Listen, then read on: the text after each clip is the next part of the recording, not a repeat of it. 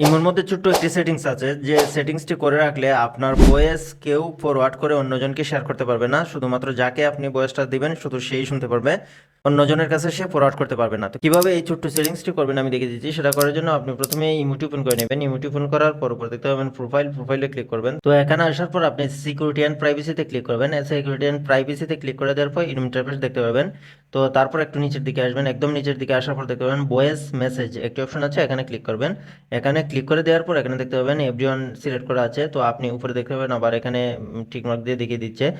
তো আপনি যদি কাউকে কোনো মেসেজ দিয়ে দেন, মানে ভয়েস রেকর্ড পাঠান, তাহলে এটা ফরওয়ার্ড করতে পারবে তারা এভরিওয়ান। আর আপনি যদি চান যে শুধুমাত্র আপনার কন্ট্যাক্ট লিস্টে যারা যারা আছে শুধু তারা করতে পারবে, তাহলে এটা মাই কন্ট্যাক্টে সিলেক্ট করে দেবেন।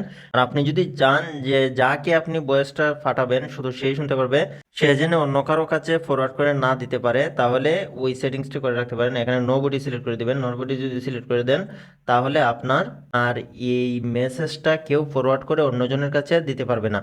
তো আশা করছি এই সেটিংসটা প্রত্যেকেরই প্রয়োজন হবে, প্রত্যেকে এই সেটিংসটি করে রাখবেন ভিডিওটি দেখে দেখে। তো ভিডিওটিতে একটি লাইক কমেন্ট করে যাবেন, চ্যানেল নতুন দর্শক হয়ে থাকলে চ্যানেলটি সাবস্ক্রাইব করে সাথে থাকবেন। কথা হবে পরে কোনো ভিডিওতে নতুন কোনো টপিক নিয়ে এসে পর্যন্ত সব ভালো থাকেন, সুস্থ থাকেন।